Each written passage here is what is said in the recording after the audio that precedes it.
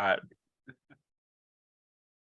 Welcome to episode 10. That is 10 of the Zip Code Bros. And as our buddy Jimmy was just talking about, we are going to talk about today the best there is, the best there was, the best there ever will be. And no, I am not talking about this podcast. I am talking about Bret, the Hitman Hart.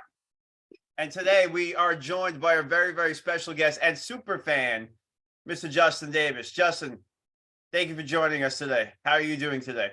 Good. How are you guys? Thank you for having me on. It's a pleasure and an honor to be here with the Zip Code Bros.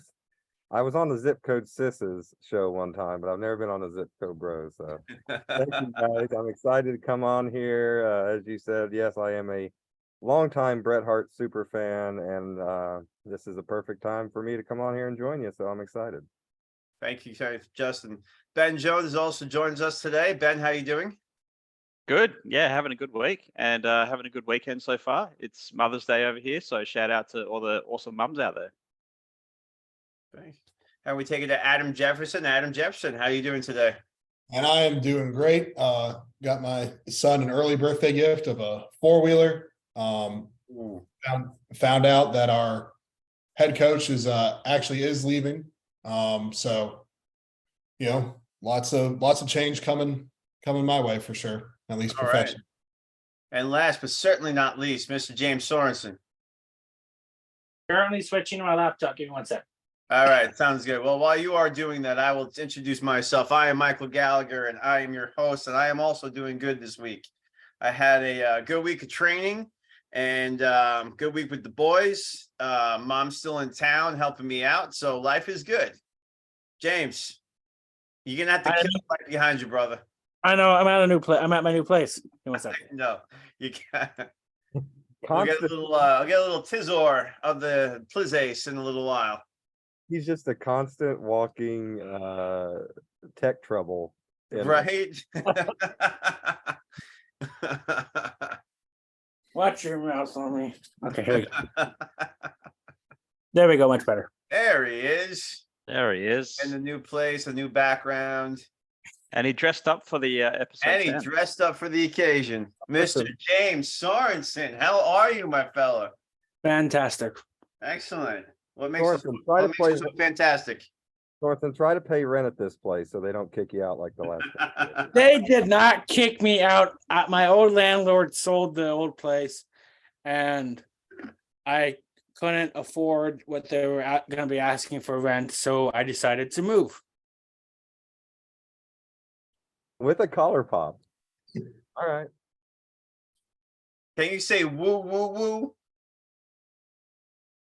Woo! All right. Well, Ric Flair over Bret Hart. What's that? Ric Flair. Can you mute him? Equal to Bret Hart. Ric Flair equal to Bret Hart. All right, we're not gonna let's wait a few minutes before we get into who's better, who's worse, and favorite this and not that, because you know I will say this. I think this might be one of my most, I won't call it controversial because that would actually mean that somebody would care if they listen to this controversial. But I would say I think it's going to spark the most debate I think that we've had so far, because I think a lot of people have a lot of different feelings about Bret Hart and his career and kind of how it turned out and what happened and different things. So I'm looking forward to talking about him. So I don't have too much planned for it because I figured we just kind of freestyle it. But as always, we're going to start with This Week in Pro Wrestling by my man Adam Jefferson. Yes, some interesting things definitely happened this week in pro wrestling history. Starting off with May 7th, 2007, Edge defeated Mr. Kennedy for his Money in the Bank briefcase in just 10 seconds, which of course was due to some muscle tears that both Mr. Kennedy and The Undertaker had. May 8th, 2002, J Sports Entertainment, owned by Jeff and Jerry Jarrett, announced that they will launch the newest NWA affiliate, TNA, Total Nonstop Action, with a unique weekly pay-per-view model starting on June 19th that same year. June 19th. It's my birthday. One day after Edge beats Mr. Kennedy in 10 seconds, he cashed in his Money in the Bank briefcase on The Undertaker on May 8th, 2007, which of course would set up the eventual WrestleMania feud. May 10th, 1985, the first ever Saturday Night's Main Event is taped, where it saw Hulk Hogan get a DQ win over Bob Orton for the WWF Championship. I found this one real interesting with the XFL 3.0 championship going on right now. May 10th, 2001, the XFL, I'll call it the XFL 1.0, officially goes out of business and shuts down. May 11th, 1997, Bret the Shitman Hart misses his go-home cue during his rivalry with Shawn Michaels. He was sitting in the wheelchair. Shawn was supposed to super kick him, but Bret being Bret decided he didn't want to get super kicked on TV. May 12th. All right. It started. All right. May 12th, 2004, TNA announced that they will begin a weekly television show for Fox Sports. This ultimately ended their weekly pay-per-view model. May 13th, 2002, Hulk Hogan retains the WWE Undisputed Championship over Ric Flair on Raw. And this is actually the only televised singles match between Flair and Hogan. As far as birthdays go, Owen Hart, May 7th, 1965. Will Ospreay, May 7th, 1993. Io Sky, May 8th, 1990. Tommaso Ciampa, May 8th, 1985. William Regal, May 10th, 1968. Billy Kidman, May 11th, 1974. And Glacier, May 13th, 1964. Nice. Some nice birthdays. Yeah, that's our history and birthdays for the week. Right. Thank you. I appreciate that. So as we were talking before, our wrestling spotlight today is Bret the Hitman Hart, or the Hitman Bret Hart, however you'd like to pronounce it. Or I think Mr. SummerSlam. I think because I think for a couple of years there, he had the best, in my eyes, the best matches, the best rivalries at SummerSlam, whether it was Mr. Perfect or even Jerry Lawler, I thought was very entertaining. And my first pay-per-view was SummerSlam 1990. So the first memory I have was Bret, the Hart Foundation versus Demolition in the 2-out-3 Falls match. So as I'll allude to later, if we get to that point, I started off a very, very strong Bret Hart fan. So a lot of my early memories of our Bret Hart are very fond memories. And my mom also was a huge fan of Bret Hart. And I remember one year for Christmas, I bought her a Bret Hart keychain of the jacket that they started selling. So my mom was a big fan, so that was pretty funny. So Jimmy, dressed down for our occasion. What the heck? Or as Bret Hart say, what the hell? What's that about? Seriously? The reason I was dressed up was because I was at a couple weddings this afternoon. Literally driving all day, and I was sick and tired of being in a dress shirt and jeans. You was just looking for a couple free meals, weren't you? Be honest with that. I mean, I was actually kind of looking for some tail, but that sounds sleazy. No, not at all. James Sorensen, ladies and gentlemen. That's our Jimmy. So more about Bret Hart. What are some of your early memories of Bret Hart? Justin, let's start with you. What made you become such a big Bret Hart fan? Yeah, I mean, like you, I probably started watching around 89 or 90. And the Hart Foundation, I was a big fan of that tag team, him and Jim Neidhart, of course. And then he became a single kind of like when I was starting to grow up, when I was 7, 8, 9, 10 years old, kind of in those instrumental, influential years. And I just, I was done with Hogan at that point as a fan, I think, and I was looking for something new, and Bret became my guy. So I was there with him all from, early 90s to the end. So what's your earliest moment? Like my earliest moment, I was saying, was just that specific match. What was your earliest memory of Bret Hart? I would say it would be the year after that when they lost to the Nasty Boys. All right, WrestleMania. I watched that. I think it was WrestleMania 7. Yeah. And I remember them losing when, they hit Jim with the. I knew something was up when Jimmy Hart is wearing a damn. Right. Figured that was going to get involved at the end of it, and it did. So, yeah, that's how I started out. I'd say. Yeah, and it's funny. I wonder how much, because going back to that, then I'm thinking about it. I don't really remember them really talking too much about how Jimmy Hart used to manage them. And looking back, I'm like, they should have led with, like, that's a great story too. Like Jimmy Hart used to manage the Hart Foundation, and now they're managing the Nasty Boys. And I thought that was a good one. But yeah, I thought that was a really good match too. And we might do some show and tell later. And I didn't peel this off the wall, but one of my favorite things I have is a picture from 1986 signed by Jim Neidhart, Bret Hart, and Jimmy Hart with all three That's of them. cool. That's cool. Yeah, one of the wrestling figures that I've been looking at is the Hart Foundation with Jimmy Hart, and it's a cool one. It's a cool one. Hey, Adam, welcome back. Thanks. What so JD, we got some youngins in the group with Jimmy and Adam. They started watching wrestling about the same time, about 2005.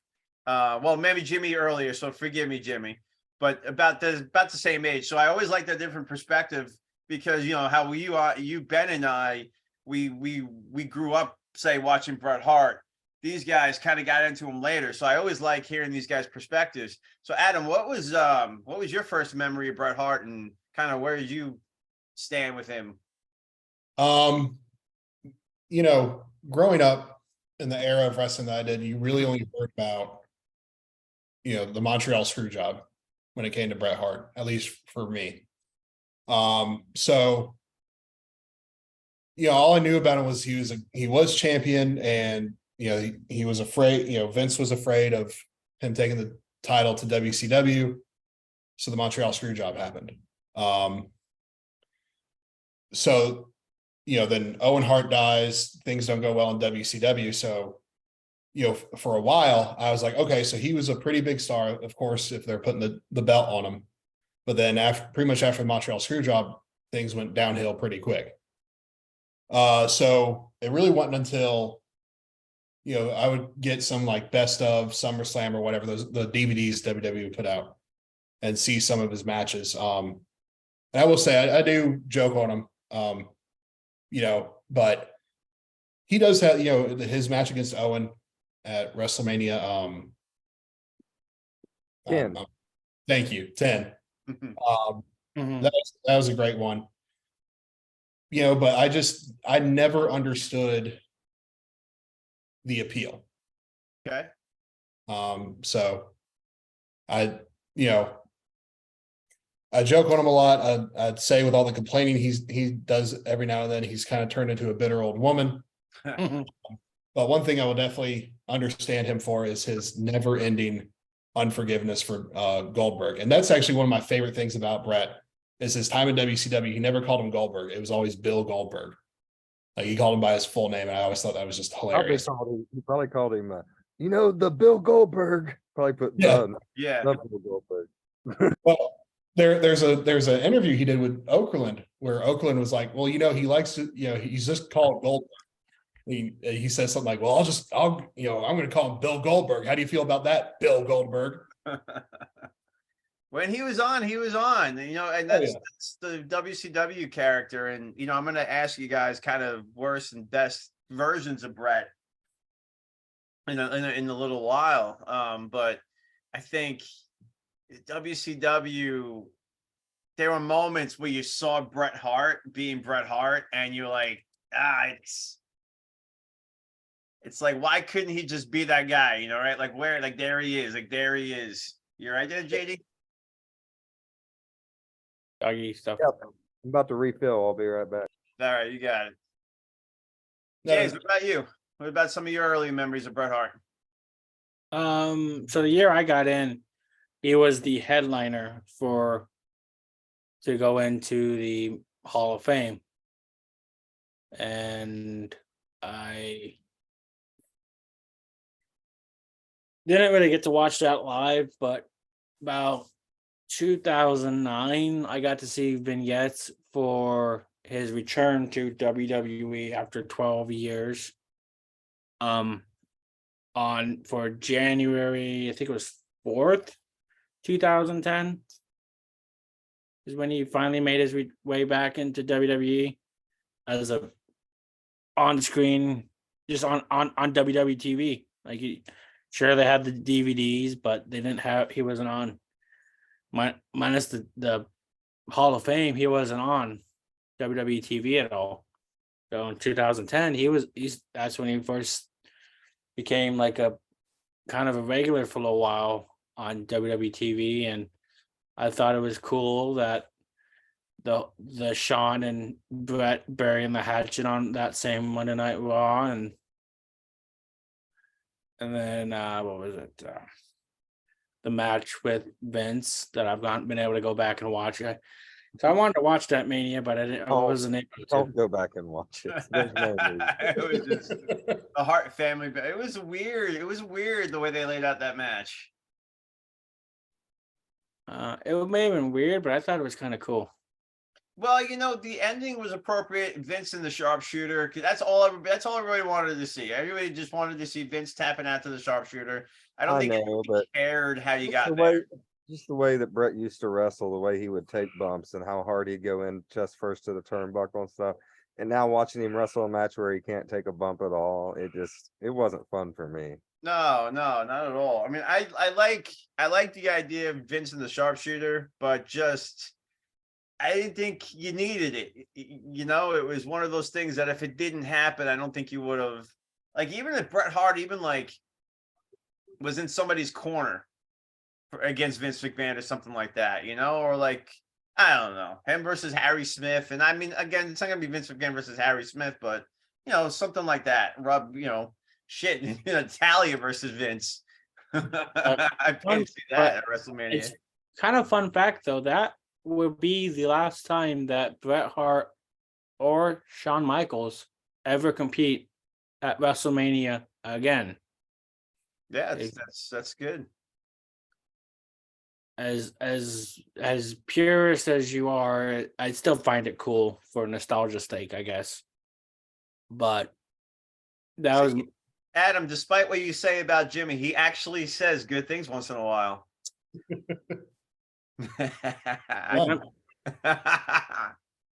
I mean, I know I have my as Adam said, Brett whines like a little bitch, but I enjoyed that. You may not have liked it. You may not have liked it for the build up to Mania 26, but I did as a 12, 13-year-old kid. Yeah.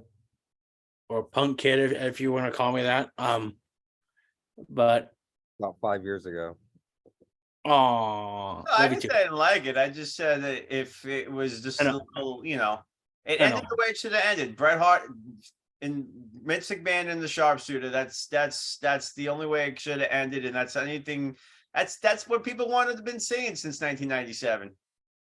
Mm-hmm. And I thought the story was great for that, and then Brett would actually have one more match after that and win the United States title. Yeah. I thought that was great. Beating the Miz. Because he's the Miz and he's awful. He's awful. I like the Miz. Miz is I know you're fucking around, but I'm saying Miz has gained my respect. Oh, I've liked the Miz over a while. Being able to understand a little bit more behind the scenes type of things, what he's done. Just as a character, I mean, his job was for you to hate him. Yeah. And I hated him. Did a good job.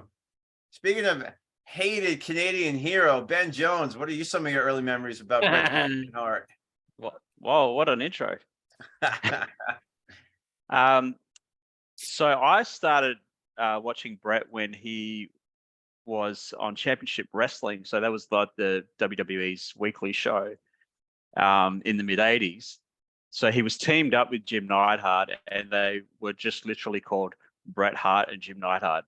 So before the Hart Foundation name came up, they tried putting these guys together to see how it would work. and they even had the on-screen graphics of their name where Bret had the double T. So Yeah, that's how way back it was. Bret Hart and- Bret Hart is how we say it. OVP, another podcast I listen to, they go back and they do all those championship wrestlings in order. And so they're like in late 85 right now, which is right, or mid 85, which is right in that time period you're talking about. Yeah, exactly. Yeah, that's when I first when Bret first appeared on my radar anyway. But yeah, probably became an actual fan of his when he turned babyface at WrestleMania 4. You know, when he trashed the trophy that Bad News Brown won. Yeah, that was So great. that was fun. They were actually, I think the Hart Foundation was the last two in with Andre at the Royal Rumble and WrestleMania 2. The And then Battle Bret- Royal WrestleMania 2? Yeah. Yes. And Brett was the last one in with Bad News Brown, right? In that one. On Andre threw Bret Hart onto Jim Yeah. Neidhart. Yeah. Yeah. But I mean, on this one that you're talking about where Brett broke the trophy, wasn't it him and Bad News Brown were the last two or last? They were the last two, and Junkyard Dog was Was that the WrestleMania last 4? Wasn't that third WrestleMania member. 4? Yeah. Yeah. So they were making sort of gestures to each other that they were going to take out the Junkyard Dog together, and then basically sort of split the prize money, so to speak. And then that's when Bad News Brown hit Bret Hart with the Ghetto Blaster. Fun times. Cool. So some of my favorite matches, and I'm not gonna, obviously I can rattle off about, I got about 10 listed right here, but some of the matches that I think Bret stands out for Bret, just different eras of Bret. It's something like I'll start with WrestleMania 13. To me, my favorite match of all time, just from a technical point of view, if I'm watching it just for pure joy, Rock Hogan is one of the matches that I put up there. But I think from a pure wrestling match, I can't think of a better match than WrestleMania 13 with Austin and Bret Hart. I think with that match too, it's not just it is a great technical match, but it's also such a great story told in that match, which Yes, is it what is. Bret is known for, is writing stories in the ring. And to me, Bret was the best that ever did that. And I think this match is a perfect example of that. Yeah, and I think Plus you had the double turn as well, to finish it off, to finish off the great build up to it, the great match. It had hardcore elements to it, the submission stuff, and yeah, just so good. it was unbelievable, just everything about it, and even Shamrock playing such a great role in it as the big tough guy, and Bret Hart, backing off at the end there, and kind of Bret just kind of gave him a look, and he's like, whimpers out, and yeah, just solidifies even more his heel turn. yep, it was just perfectly done. Yeah. I mean, that's master. Jerry, that was Bret. I would say that's Bret's masterpiece of his career, was that match. I enjoyed Jerry Lawler's commentary there, where Bret was about to take on Ken Shamrock, because Jerry Lawler goes, "Come on, tough guy." Yeah, it's and that dynamic too with the Jerry Lawler and then Bret Hart and that feud was great too. What are some of your favorite matches, Justin? So I actually did a little research today, and I went back and watched Bret Hart's greatest matches that they put on Coliseum Video, and Mean Gene kind of hosted it. And there's some interesting matches in there. One of them, the one that I don't think we ever gets talked about, and Bret talks about it, is one of his favorite matches. Shawn and Bret did the first ladder match in the WWE. And that match, I went back and watched that today. It is fantastic. It's a great ending where, Bret shoves the ladder over and Shawn balls himself on the top rope, and then Bret sets it up and goes and gets the Intercontinental title. So that's one that I just wanted to bring up, because I don't think people that you want to see the first ever ladder match in WWE, go watch that. It's on the Peacock. I loved his match at SummerSlam with Mr. Perfect, of course, in '91. I think that my favorite match of his is him and Owen at WrestleMania 10. I just think that match is just so sound and just perfectly put together. And I like how Owen wins in a surprise. And then Bret goes on and wins the title later that night. And Owen's kind of standing there staring at him like, I beat you. Perfect storytelling once again. Mhm. Like I said, I think it always goes back to the stories that Bret tells. I'll tell you another one. This one really hits me in the feels because I was really a big fan in the summer of '97 and the Hart Foundation back together. And when he beat Undertaker at WrestleMania or at SummerSlam '97, because he spit on Sean and Sean I was swings. there. Sean swings. Yeah, it's in the Meadowlands, right? Yep, I was there. Sean swings the chair and hits Bret, but he has to count it because of the stipulations in the match. And that's just the perfect Pat Patterson and Bret Hart put together finish that I think is just perfectly done. So those are a few of them. I would say I could go on all night. Yeah, that's great. No, those are some great matches. Yeah, I was at SummerSlam 97. It was my first pay-per-view that I was at. I was 15 years old. I went with my buddy Josh Dante, my buddy Joe Giblin, and my friend Frank Corrado. Frank Corrado.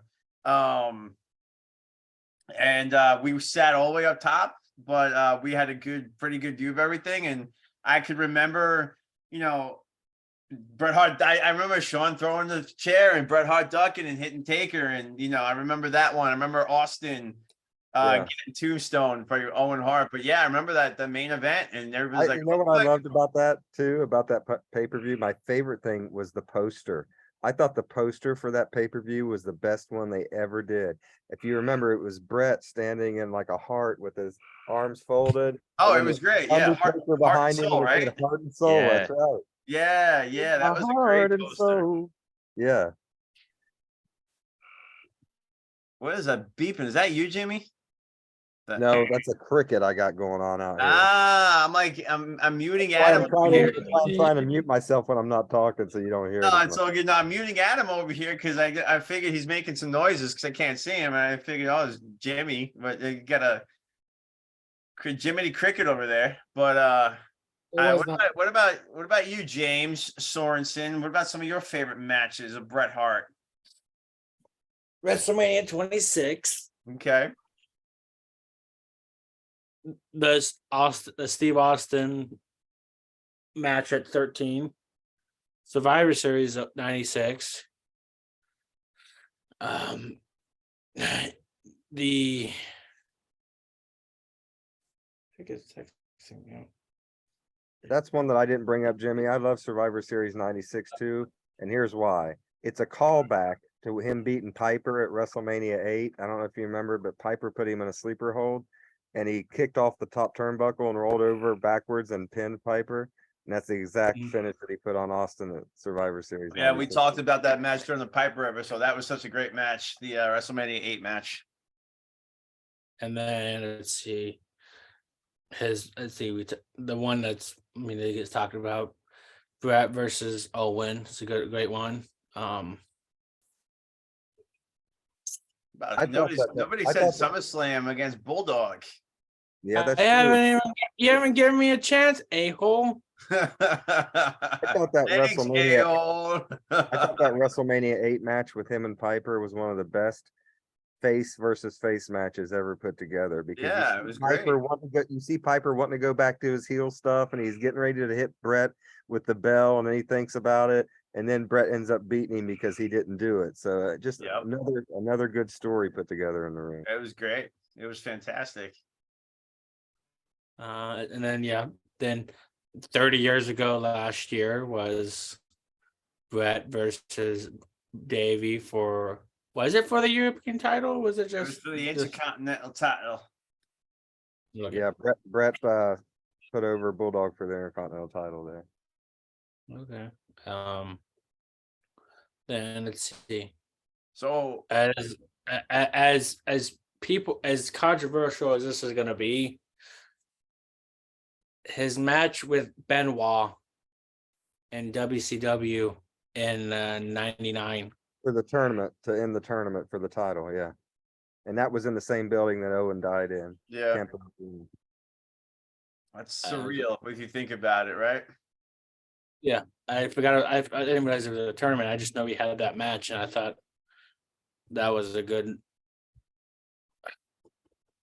I got I don't mean to interrupt you, Jimmy, but I definitely got WCW Bret Hart on the docket for us to talk about. So so I definitely want to get you guys' thoughts on the WCW Bret in a little while. But I apologize, James. You can continue. And I'm actually being nice. I'm actually putting him over. You are putting him over. I'm happy about that. So before you start burying him, Ben Jones, before I ask you about your memories, you know, we haven't mentioned one match that kind of stands out, right? Is the Iron Man match. So my question for you is did you have you watched the Iron Man match in your lifetime? Probably about 3 times in total. I can't tell you the last time I saw it. But from a wrestling perspective, I thought that was just amazing. To do that on a WrestleMania, I mean, they're going an hour plus.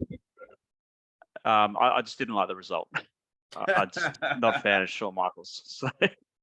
Yeah, it was bittersweet. I didn't agree to any overtime.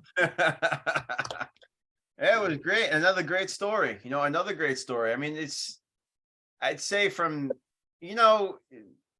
I think when you look back at that new generation, that 92, 93, 94, and 95 to a point, I think a lot of people give those guys bare raps, but it's just nobody's watching wrestling. It had nothing to do with wrestling sucked. It's just nobody was watching wrestling, right? It's who can Bret Hart was the lowest drawing champion. No, he wasn't. Nobody was watching wrestling. It's a TV show, right? Diesel was technically the lowest. But you know what I'm talking about. It's like, but it's a TV show. So you know what, if you think about what was going on in 93, 94, 95, the internet was starting to become a thing.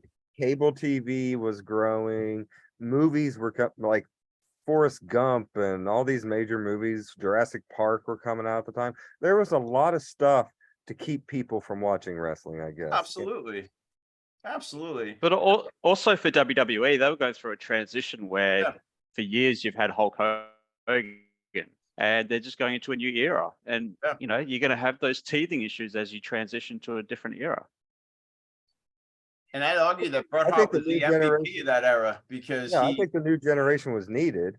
But because it's a new generation because it's not the Hogan golden era generation anymore. All right, the Ted DiBiase's aren't walking through that door. The Jimmy Snookers aren't walking through that door. So Vince had to go there. And I thought Bret, as you just stated, I thought he did a wellman's job of carrying that company in a really tough time period. I mean, their European tours were selling out because of Bret during that time period when they needed that stuff. Yeah, internationally, Bret was like a game changer. Yeah, he was having great matches with, he was having great matches with everybody. Everything he did was, again, I was 11, 12 years old that time. So like, I look back and like, you want to tease things that you look back on. But the truth is when you were there, you liked it. Like I thought Hakushi and Bret Hart was cool. I got a kick. Right? I got a kick. I loved Jerry Lawler versus Bret Hart. I thought it was awesome. I didn't think it was silly that they were kissing. I thought it was cool that, I bought that Jerry Lawler didn't wash his feet for 3 months. You know what I mean? I bought that shit. And let me ask you guys this. Let me ask you guys this though, too, at the time. Who else could have made Yoko like Bret did? Had the matches with Yoko and just made him, boom, here he is at the top as a heel because of what Bret did with him, No, nobody. Nobody, because Hogan tried to do it and he didn't do as good of a job as Bret did. Absolutely. And Bret was the perfect guy to carry on the next face of the company because he was there during the cartoon golden era and he brought legitimacy to wrestling because he was the most believable wrestler. Like what he did in the ring, you believed. You knew that he wasn't over the top. He did that at the time too because he had to get rid of the steroid scandal. So who are you going to put the title on? Bret. He's not a big, built up, huge steroid guy. And he can go with everybody.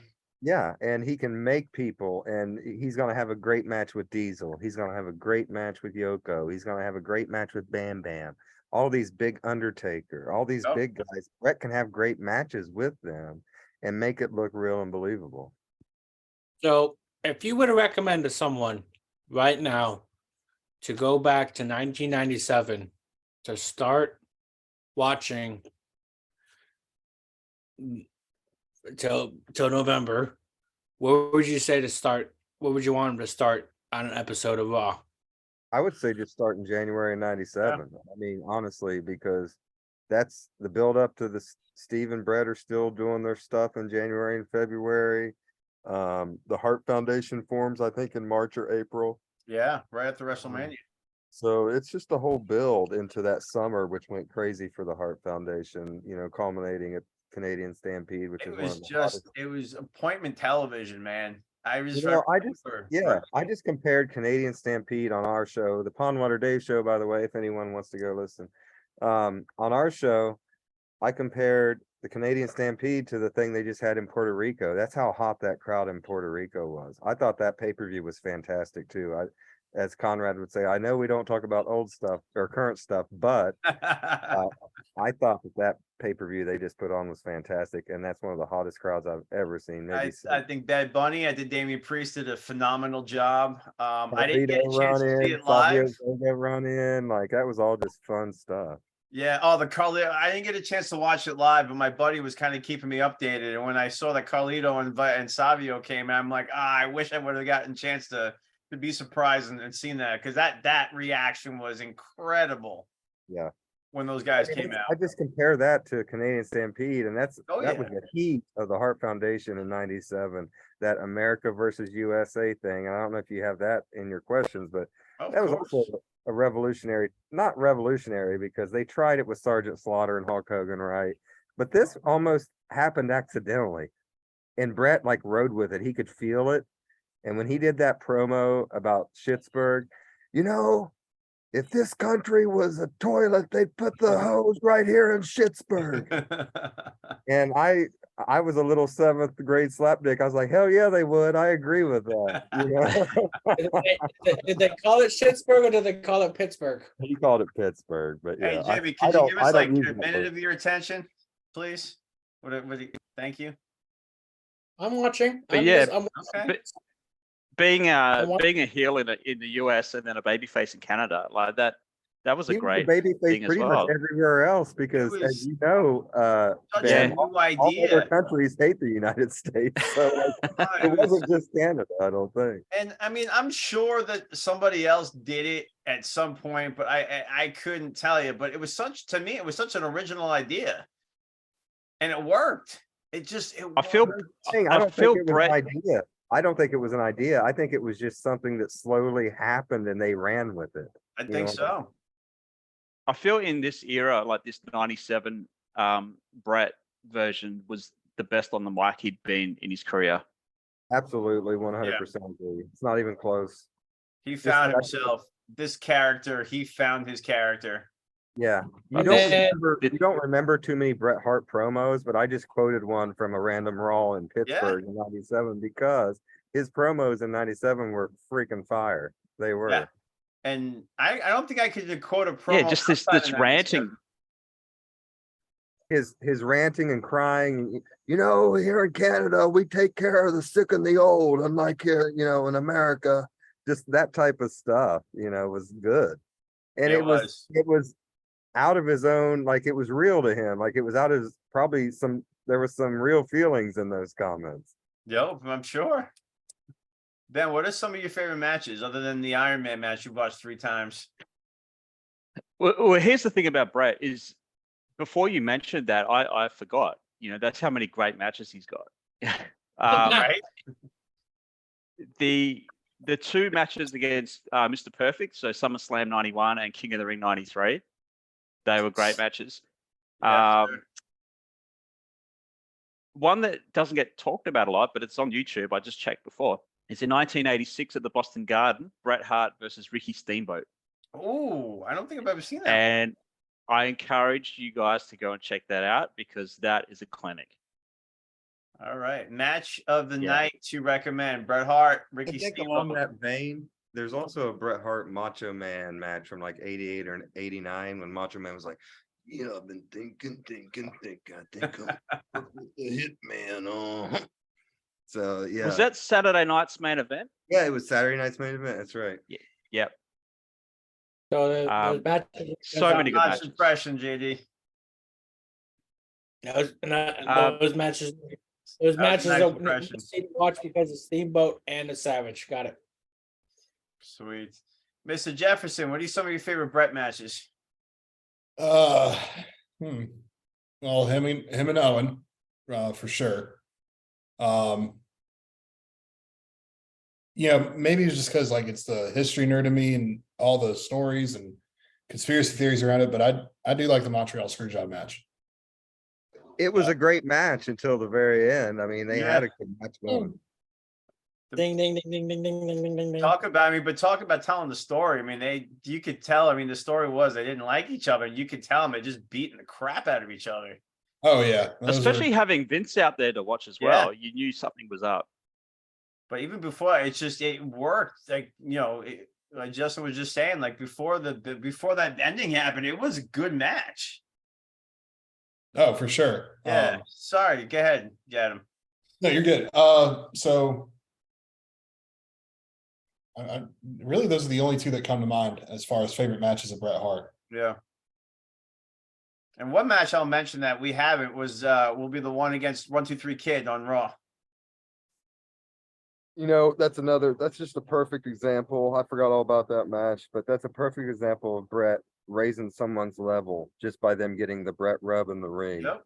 How about He put Kid over in that match and let Kid get a lot of offense and put him over by his facial expressions. Right at the very beginning, Kid hip tosses him or something. He kind of looks up and does his eyebrows like, he's maybe has more than I thought. Like that whole storytelling in the ring. Right. That's a perfect example of how to tell a story and bring a kid up a level in the eyes of the viewer without losing to him, still winning, but putting him over by beating him in a way. I mean, that's hard to do. Yeah. how about a I don't want to say past his prime, but past his prime Vader. Like, because after the Orndorff thing, getting smacked around in the guy in his sandals, Vader wasn't that good. Vader was just a bully, pretty much, or a shell of a bully, and now just kind of scared little kid. But he had didn't he have a few matches with Vader? Like Yeah, 96? they weren't great matches. Vader wasn't in great shape. But along the line of Vader, I'll tell you one feud that we never got to see, and I think could have been cool, would have been Bret and Mankind. We never got to see like a feud between Mick and Bret, and I think that would. Did you ever get a few matches out of them though? Between Maybe the two of them? if Bret wouldn't have went away in the summer of '96, I think that would have been a good opportunity for them to work together at SummerSlam '96 or something like that. Possibly, but we wouldn't have gotten the Paul Bearer turn if Bret Hart was fighting Mankind instead of Mankind and Taker. Yeah. Yeah, I think they had a couple matches, Jimmy, like on Raw and stuff like that. But to your point, I definitely think we missed out on the Mick Foley versus Bret Hart feud. Absolutely. Good stuff, guys. Good stuff. So I'm all right. So what are some of your favorite versions of Bret Hart? We started talking about 97 Canadian Hero, but a couple of, I'll say, different versions that I see. I see that there was the tag team wrestler, there was the IC champ, then there's a new generation champ, the Canadian Hero. Then we went to WCW Bret Hart. So to me, there's a lot of different versions of them. I mean, my favorite is definitely the Canadian heel version. Let's start with you, Adam. What's your favorite versions of Bret Hart? Same as you, the Canadian Hero, that 1997 in the midst of the rivalry with Shawn Michaels. Adam was going to say none. Not that negative. And I don't know, like, as y'all know, I've been trekking through WCW on Peacock, and NWO 2000 just formed. Okay. Where I'm at. And Actually fun. I wish that could have continued and Bret didn't get his head kicked off by Bill Goldberg. Like, cause he was the leader and the champion, and that was kind of fun for a minute, and then it just had to end all of a sudden. Yeah, and as of now, I'm enjoying the NWO 2000 version of Bret Hart. Question, Adam Jefferson, when did that start? Like, when did the the NWO 2000 start? 99. Yeah, like right after Starrcade. No, it formed right before Starrcade because that's when Brett got hurt, right? Yeah, Starrcade 99. Yeah, Brett got hurt at Starrcade, so yeah, right before. Like a week or two before. Probably. Maybe a month. I don't know. Yeah, just about late November, early December '99. Thank you. Ben, what about you? What's your favorite version of Bret Hart? The teenager in me says the IC version. You know, this sort of 88 to 92 version, because that's what I grew up with. But yeah, he was on fire in 97. That you can't even debate. Like, that was just the hottest he's ever been. Yeah. Are we I will save it for the WCW because I got a couple great questions for you guys that, what if Well, questions. have you submitted them to Zip Code Bros on Twitter? Oh, Because my alter ego. Yeah. Mikkel Galerg. Yeah, Michelle Mikhail Gallagher. He forgot to submit That's his. the French version, right? That is, it is. It's like Michelle Gallagher. As Santino Morello once said to me on Cameo, Michael Gallagher. So that was cool. Just saying, that was cool. Let me turn the light on. But while I go turn the light on, JD, what about some of your favorite versions of Bret Hart? Well, I'm gonna be boring and agree with everyone. The 97 Bret Hart was the best. I mean, I just remember 97. I was in junior high and everyone was walking around with Stone Cold, Austin 316 t-shirts. And I was proudly sporting my Skull and Wings Hart Foundation t-shirt. So, not too many proud Americans would be on the Canadian side of this argument, but I just loved Brett so much it didn't matter. I loved the heel stuff. I liked Brett. Now that I go back, I really like Brett and Jim as heel tag teams with Jimmy Hart. And I just thought that you could tell Brett was having fun doing that again. And so 97 for sure is the best for me. I would say if I had to pick a second, it would be the Intercontinental Brett, the Rowdy Piper matches and the Mr. Perfect matches and that stuff. That's great. That's great. Jimmy, favorite versions of Bret the Hitman Hart.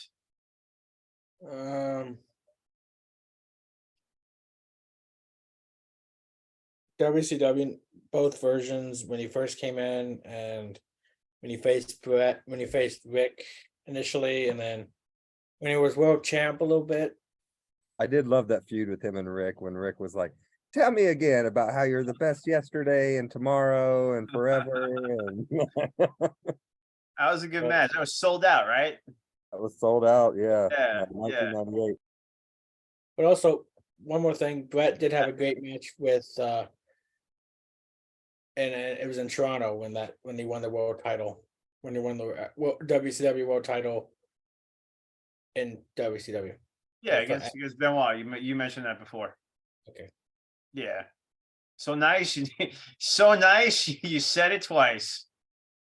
Yeah. Favorite that or the Hart Foundation. So I want to bring up something before I forget. Yeah. Jim, you just said it was in Toronto. I don't think it was. I think it was in Kemper Arena in Kansas City.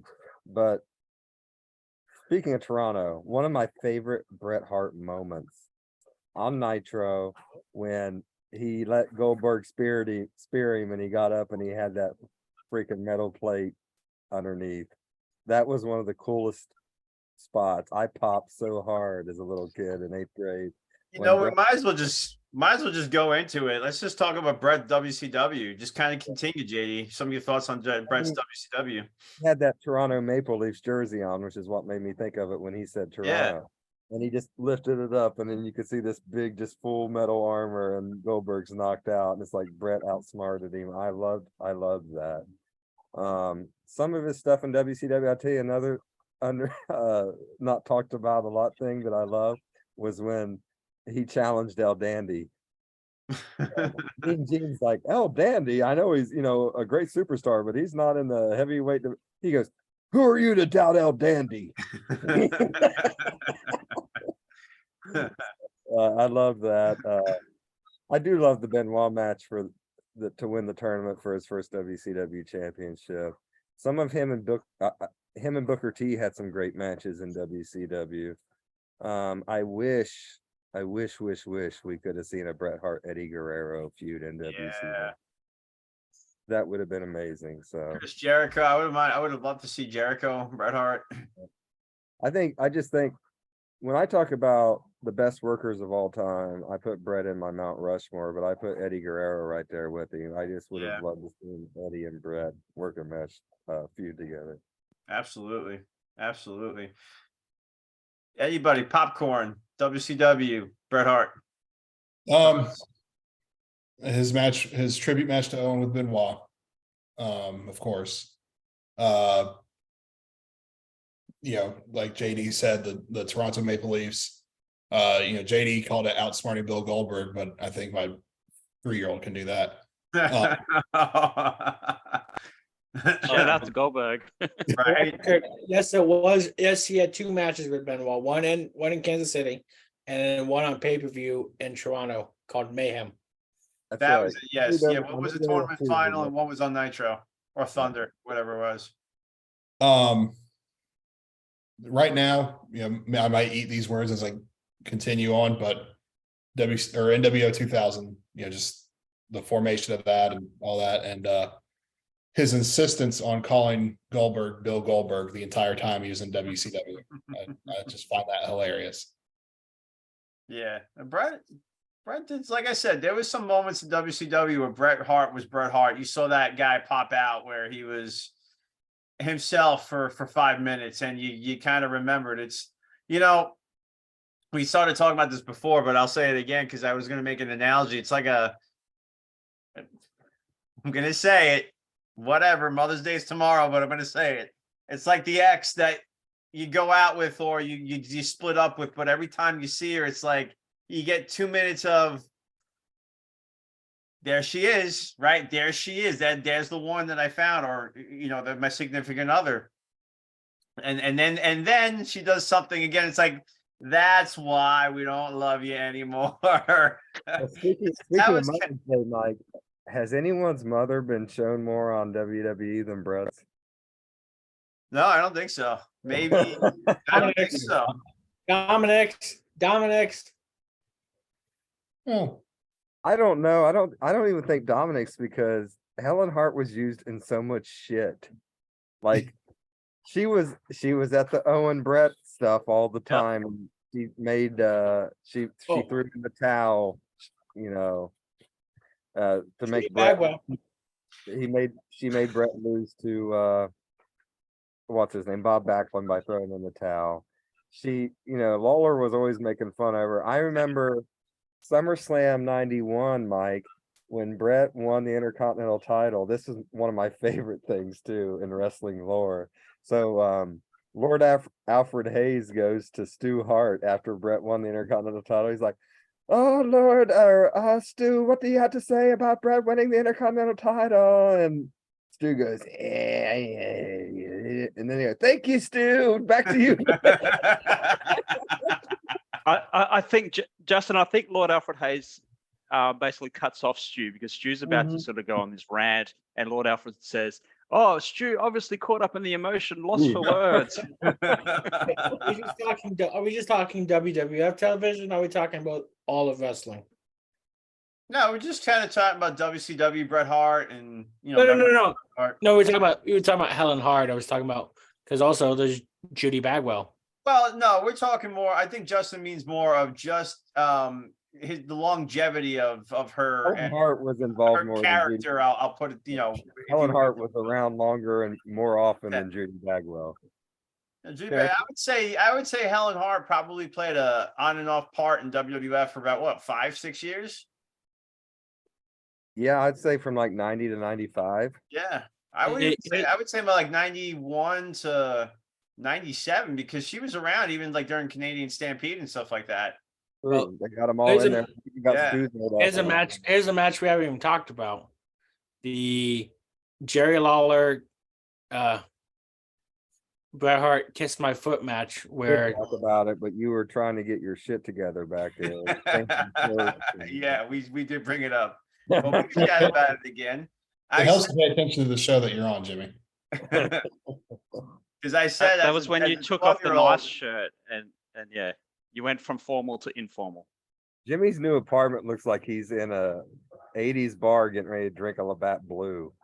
I'm in a trailer, a-hole.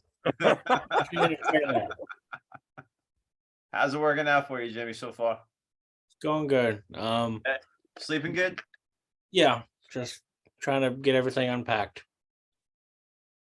How your neighbors treating you? Oh, good. Good. Not throwing any parties yet, are you? No, but I actually have a front porch now, so that's nice. There you go. This here's the queen of my double wide trailer with I the was gonna power say, of- you gonna start drinking some natty ice? I mean, natty lights too? I'll just do Nitro Pepsi. Yeah. Shout out Devin for the kick out crew. I'm actually I trying have a not. question about Bret Hart to the crew. Who here other than me has read Hitman Hart, My Life in the Cartoon World of Wrestling? I read it, but I haven't read it in about 15 years. I haven't. Yeah, I'm either. the same. Okay, I figured me and Ben had. I didn't know if you had, Michael. I had, yeah. I mean, there's a couple of parts that I remember. Like I remember him talking about I remember him talking about going over to England and then him saying now he knows how many holes it takes to fill the Albert Hall. I thought that was great. I thought that his book was one of the most open and honest and best wrestling books at the time that's ever been written. And it's still, You I could think, tell he wrote it too, right? You could tell he wrote it. I think it still stands up to this day as one of the top. I thought he had a ghostwriter. What is it? I thought he had a ghostwriter. It was too honest. I mean, he might have had somebody write it for him, but I mean, he had a stroke, so I'm sure he probably was telling the person what to Yeah. write. There are some great stories in there about him and Jim doing the Heart Foundation, doing the Heart Foundation finish to Vince in a bar. Yep. Yeah. Heart attack. Heart He attack. even mentioned that at his Hall of Fame speech as well. Mhm. The one thing I noticed about reading the book, Brett was not a guy that partied hard. He drank some. I'm sure he smoked some pot here and there. But he wasn't a hard partier. His vice was women. Was on the women. road. Yeah. So, which I'm not surprised, I guess, by, so to speak. Well, Speaking of women, let's talk about Wrestling with Shadows, the documentary. Yeah. Remember that? What was your feelings when Julie Hart, his wife, was telling Hunter, God will strike you down, Hunter? I mean, And Remember she that? says, That was "Well," fantastic. she says to him, "Well, you don't have anything to say." Well, that's just great. well, I mean, God did strike someone in that between those three, between Hunter, Brett, and Julie. Well, and Brett and Julie's relationship didn't last too much longer after that. I think it was a combination of Brett's womanizing and Brett getting depressed after leaving WWE and then his brother dying. I can see how that would put an extreme strain on a relationship. absolutely. But he has a great relationship. But positive spin, he has a great relationship with his kids nowadays. And He has a great new wife that he seems to love, and she's very hot. Beautiful woman. you can leave him for me. So yeah, he does seem to be doing well. When I met him for the first time at SummerSlam last summer, I had him sign my book, and I think a lot of fans just He get ask you? a lot of fans just get him to sign stuff to sell stuff, So he asked me, "Did you actually read this book?" I was like, "Hell yeah, Brett, as soon as it come out." I said, "When are you going to write another one?" He goes, "I'm working on it." I'm like, "Okay, good." So, I mean, I hear what Adam's saying about being bitter. I'm going to address that, I guess, now. I think it should be addressed. People say that about Jim Ross. I love Jim Ross podcast. and people say he's old and bitter. I think he's just honest about situations that happened that he didn't like. And I think that Bret is very open and honest about things. He didn't appreciate the Survivor Series thing. He didn't appreciate Owen dying. He didn't appreciate getting his head kicked off by Bill Goldberg. I don't know how you could look at any of those three situations and say, you know what, it's all roses and candy. You No, don't know. no, and I completely agree. It's more for me. He went after Seth Rollins. Tried calling Seth unsafe, and when there's a string of injuries that happened during Seth matches that were really total accidents. Right. I'm sure he didn't say the same stuff about Owen when Owen broke Steve's neck. Right. Yeah. He kind of did, though. He did kind of call Owen out in his book about not being there for Steve afterwards. Yeah, there was a big rift there between Owen and Steve immediately afterward, and I've tried to get to the bottom of it. I've asked Jim Ross this question on a live Zoom, like, what was the relationship like? And it was like, well, they didn't really talk, but I wouldn't say that Steve and Owen hated each other. It was just a big, I think it was Owen knowing that Steve knows that Owen's a very safe wrestler. So Owen doesn't think he has to send, I don't know, for some reason Owen decided not to call Steve or something. And that pissed Steve off, which it should. I agree. I think Owen should have made a phone call, even if Steve should know that Owen obviously would never hurt him on purpose, or, Owens was one of the safest wrestlers out there. It was just a freak accident that happened. But I think the heat between them was just because Owen didn't call and check on Steve. And I get that. I get that 100%. And I think that's why Owen in 98, like for me, I know this is a Bret show, but when Owen came back and attacked Shawn, I would have immediately put Owen and Shawn together in a main event at Royal Rumble or something. And it just never happened. And I think Steve had such an influence on Vince, it was like, fuck Owen. In a way, I'm sorry, I don't know if we say those words here. It's okay. And I just think the timing wasn't there for Owen, because I do agree with you. When he came back, I said the same thing myself. I'm like, why didn't he, get that match? But you had Shawn versus Undertaker at Royal Rumble. It's hard not to push Undertaker at that point. And then Steve was just, Austin it was his time. Yeah. I think the timing was just off for Owen. I think he probably should have, headlined maybe some pay-per-views with Steve after he won the title, though, to your point. Yeah, that would have been pretty cool. King of the Ring, Owen and Steve for the title or something like that. But I just don't think Steve wanted to work with Owen because Steve was still kind of mad at Owen. I agree. And I love Owen. I think he's one of the best people nicest people to ever wrestle.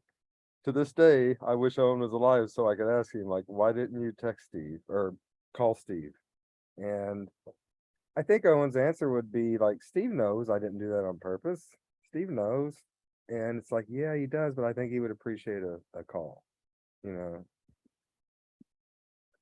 don't know. I'm just trying to interpret it. I've tried to figure out that mystery of the whole once Owen hurt Steve and then once Bret left and everything that was going on with, because they gave Owen a big raise to stay. Yeah. And then they didn't really do much. I just think I think the timing was just off. I think you had Steve, and like you said, I think Steve just probably didn't trust him. Yeah, I wouldn't trust him either. And again, not that they didn't trust him, but I think it's like that friend that they do something and you just can't quite get over that hump. Like, you're still cordial to each other. Yeah. I think what it was is Steve was the golden goose, and he knew whoever he touched was going to turn to gold, and he didn't feel like turning Owen into gold at that point. Right. Right. Fair.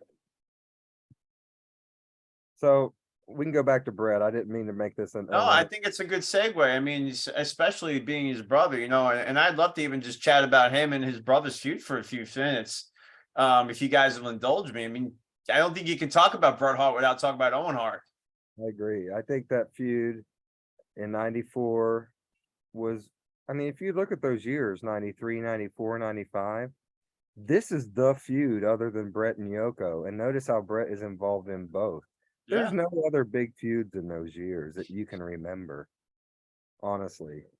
Bret, it's all focused around Bret. And Bret and Owen, the little brother that's jealous of his success, was just a great, easy story to put together. And Owen played a perfect heel, an absolutely perfect whiny, cryy little brother. I didn't get my way. What about Owen type situation? And they just had fantastic matches. We talked about WrestleMania 10 already, and Adam mentioned that. It's a fantastic match. Their cage match at SummerSlam 94 is also fantastic. Just that whole feud, building it with Helen, as we said, throwing the towel in because Owen begged her to, and that's how Bret lost the title, and just that whole family tie-in. I don't think that feud gets enough credit in WWE history, because I think that feud maybe saved WWE in 94. I Honestly. agree. That was a great feud. Yeah. Great matches, great feud. I mean, I'm trying to think, I was 12, 13 years old, WrestleMania 10, watching that match and just being like, oh my goodness, Owen Hart just won. And then, JD, you brought it up before, being the end of the pay-per-view, him just coming out with his hands on his hips, just being like, what are we doing now, brother? It was like you said before about storytelling. They knew how to do it. And Owen and Bret being just those brothers and just having that third sense. It was great watching those guys, and that SummerSlam match was excellent as well. Yeah, Jimmy. Did that get segued into the kiss foot match, or was that in 93? The Kiss My Foot match is 93. I thought it was 94. My bad. Yeah, 94 SummerSlam was him and Owen in the cage, and then 95. Didn't they fight each other again in 95? I can't remember. Oh, was it? No, it was him and Isaac Yankem, right? In 95. Yeah. 95, a lot of Hakushi and Isaac Yankem and The Pirate. Yeah, you just made me. Oh God, what we were just talking about? Oh, SummerSlam 94. 94 SummerSlam. Yeah, I don't know. I had a good point to make, and it just slipped up out of my mind. So Right on. But any other thoughts of? I mean, we talked about Lawler. What are some of his best feuds that you guys enjoyed? We just talked about Owen and Lawler, but some other ones that you guys enjoyed. What about you, Ben? I enjoyed the Austin feud, because that was sort of like the precursor to the Attitude Era, because you had Ben. Austin, who, yeah. Did we ever get closure on that Austin Bret feud? What do you think? So they had a match. So I remember they had Survivor Series 96, and then Bret and Shawn. No, hang on, 97. So they fought. When was the last time they? And then they fought at WrestleMania 13. WrestleMania 13. And then they fought at the next pay-per-view where Bret was a face and Austin was Bret was a heel and Austin was a face.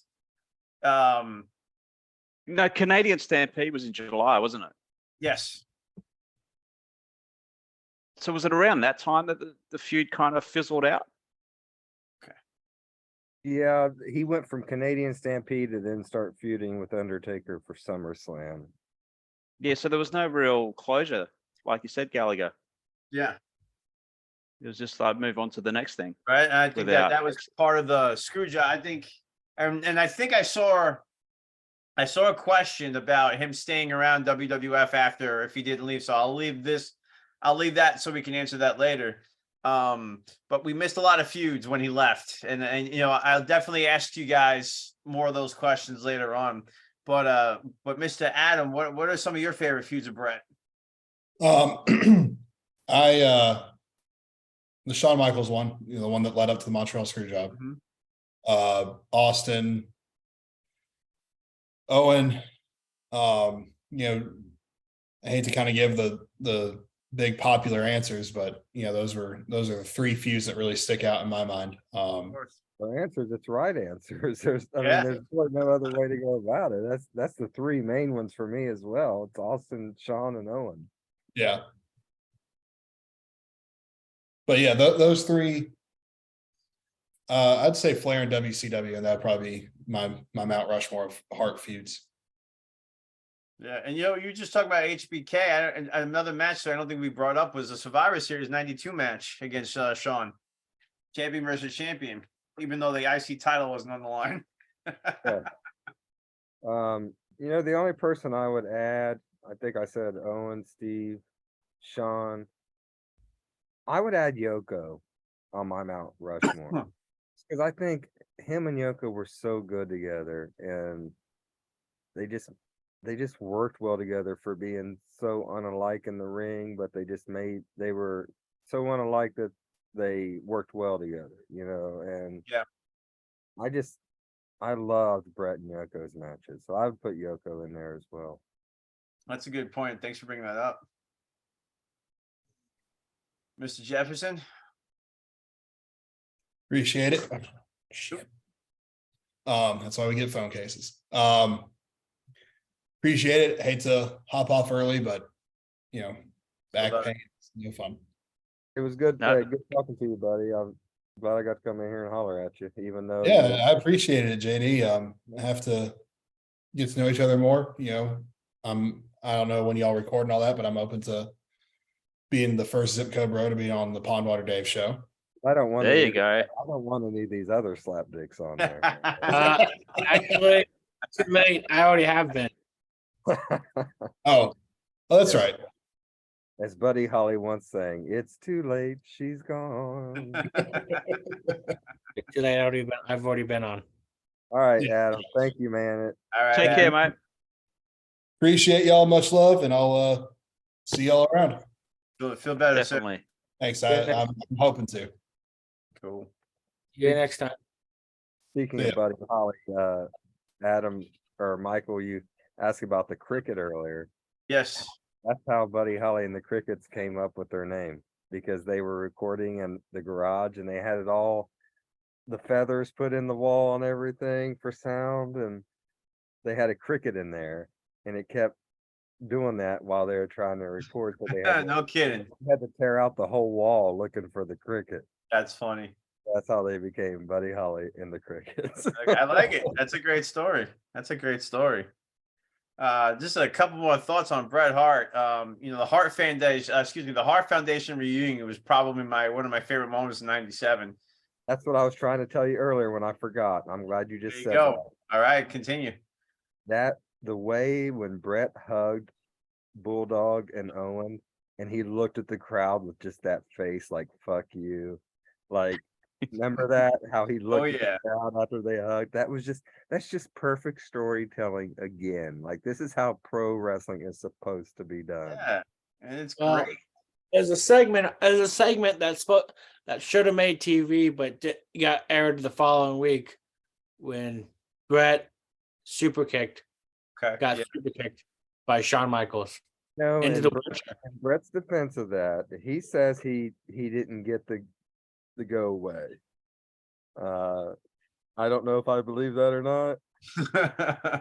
Things were pretty hot between him and Shawn at the time. I thought that was in '96, but Bret was one of those guys. No, that was in '97. Bret was one of those guys that would do things that he wanted to do and then ask for forgiveness later. For instance, when he got blood with Piper at WrestleMania 8, blood was forbidden. And Flair got fined for getting collar with Randy Savage at WrestleMania 8. And Bret did not get fined because he said he got it the hard way, which was a lie. So Bret tends to do things that he wants to do. I think this situation is very similar. So what you're saying is Bret owes a fine to be paid. Yeah, I think he missed his cue on purpose. He claims that he didn't, but I don't know that I believe him. They were definitely, very mature with each other, him and Shawn Michaels. Yeah. But another segment that actually made air was when he got pissed off at Vince character wise Yeah. in the cage. That was a huge This is fucking bullshit. that was a huge moment. We've never seen anything like this in WWE. We've never seen Vince get his people put his hands on Vince. And Brett shoved Vince and said, "This is bullshit. I'm getting screwed." I forget. When was that? Was that after the final, That was what I think that wasn't that the It was right after the cage match against Sid. Okay, that's what I was thinking. like the 6 days before Mania. Boston come out and lost him the match or something. Yeah, it was a Raw right before Mania, James. So yeah, and I remember too when when Vince pulled Brett's shirt over his head and started punching him from the table. Remember that? Yeah. Yeah. I mean, that was some cool shit going on that we'd never seen before. Like I think Brett and Vince at this time was the first introduction to Mr. McMahon. Yeah. I was just going to say this is about the time that I figured out that Vince actually owned the company. He wasn't just some announcer. Me too, I think. Yeah, I think we're about the same age, right? I'm 38. How old are you? No, I'm 45. Oh, okay. Well, but yeah, He's old. I think it was around this time. I mean, I think I knew that Vince owned it. I think I knew that. But this was kind of the first time that they started to show it on TV. Yeah, they started to pull back the curtain a little bit. Like they weren't saying it, but they weren't denying it anymore. And that was January 97 to March 97. That buildup of Brett, that tweener character. Because even when he came back, he wasn't really universally cheered when he came back against Austin. There was some guys there was some fans of loving Austin by 96, some of the Survivor Series. So when and then when he I still think the ending of the 97 Rumble where Austin came back in with no referee saw him. I mean, I still think that was a great ending. Because it just fed into his character about, you guys, I'm getting screwed in this. I'm like, what? He's like, what the heck, dude? But I thought that ending was I still think that's a great ending. Looking back, And then Austin can use that, like, oh, shut up, you Absolutely. cry, baby. Like, I won the Royal Rumble and you didn't. Exactly. And it was perfect. gives Austin a win over Brett that doesn't have to be a one-on-one win. Yeah. And also, I mean, when I watched it, I hated it. I'm like, how is this allowed? Like the dude's feet touched, like whatever. Like it was a complete bullshit. But now looking back on it, like you said, it's a perfect way to continue this feud. Yeah. And it's a perfect way to continue to turn Brett heel. Yeah. And make him whine about it. And I think, like when Adam was talking, I think the whole whining thing gets put with Brett a lot because that was his character. Yeah. I can see that.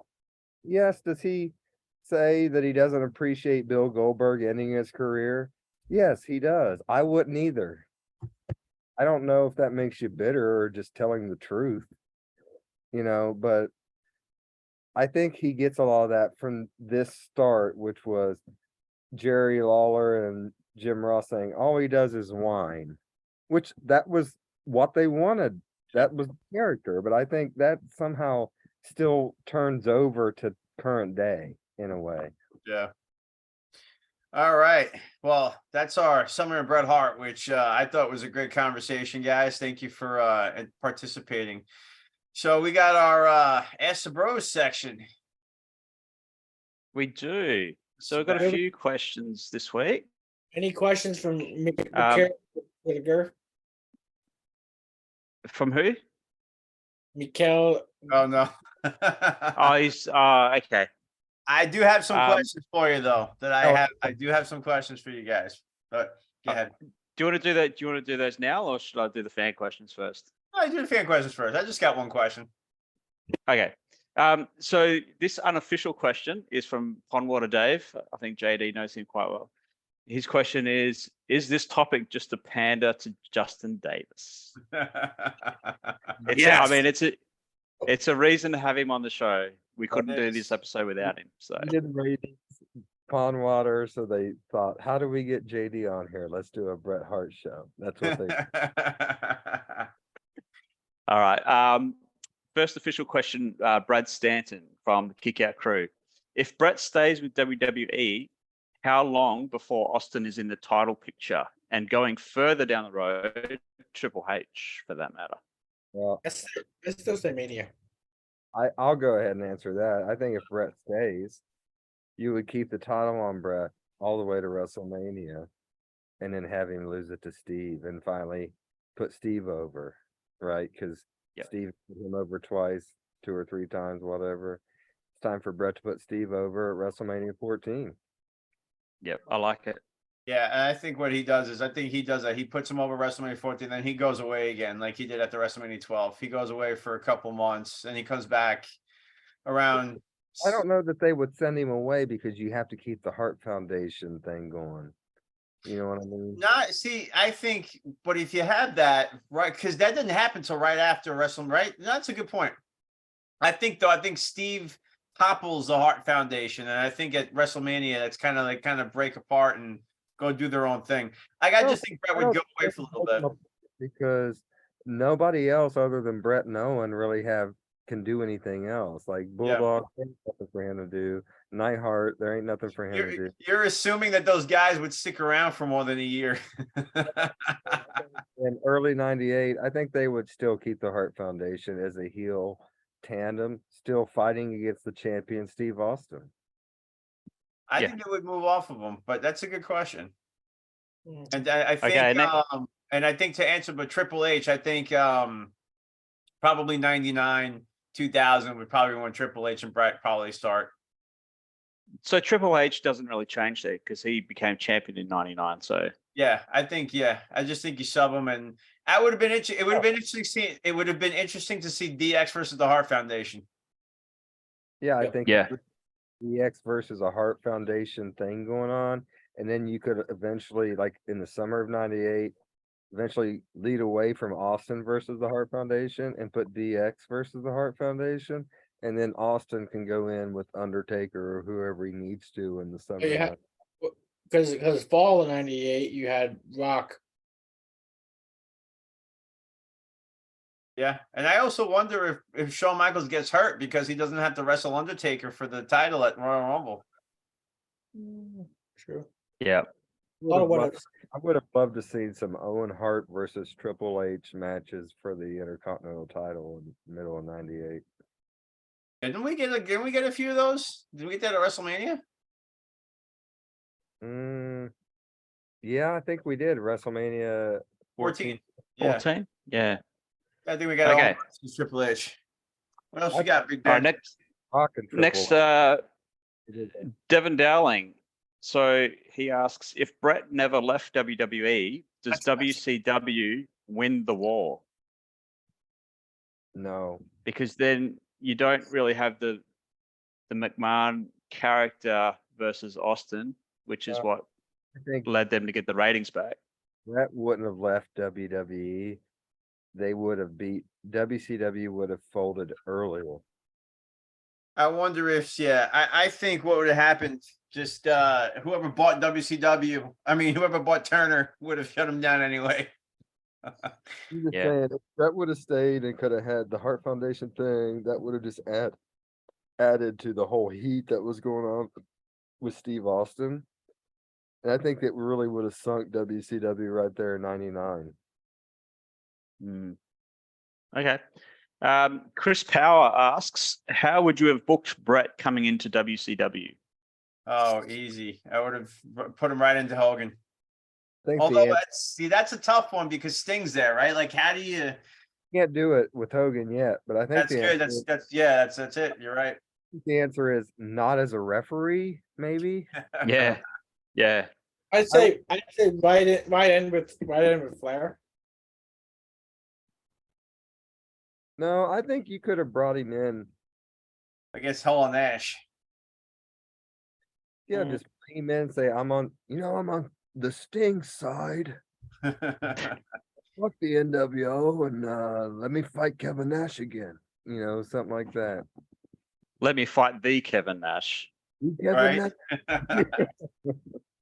Yeah, I think him coming in Okay. and fighting the outsiders would have been good. Good way to book him coming in. Yeah. And then All what right. could have happened is he could have recruited Ric Flair to be his partner, and then say during the match something happens where they just want to start wrestling each other. So you still get that Ric Flair and Bret Hart match, but maybe you do Ric Flair and Bret Hart versus the outsiders. Yeah. Yeah. I like it. All right. Kick out crew. So the 1997 version of Brett versus someone today. Who would you like to see him go up against? Oh god damn, that's a versus someone today. Okay, so one of my favorite wrestlers today is Finn Balor. I think a Finn Balor and Bret Hart match would be fantastic. What about Bryan Danielson? Bryan Danielson, that would be like an Owen and Bret together. But when I think of Bret, I think of him working with big guys. I think of Bret and Roman Reigns, how good that would be good. That would be amazing. So that would be my answers, I think. I'm trying to think of a character that would mesh well with that 97 Bret Hart. It would have to be a face. Couldn't be a guy like McIntyre or Sheamus because they would have to be American, right? About 95 face Bret Hart versus now current Roman Reigns. Oh, that would be great. Yeah. That would be great. I think him and AJ Styles would be good. AJ Styles would be good. But I'm trying to think of a good feud for that character with a good face. And, maybe Sami Zayn could be that guy, that Mr. Brett, I'm a Canadian too. And I don't make fun of my own They guys. would have a great match. They would have a fantastic match. I'd say, well, also two people that are in their 40s right now, almost 50.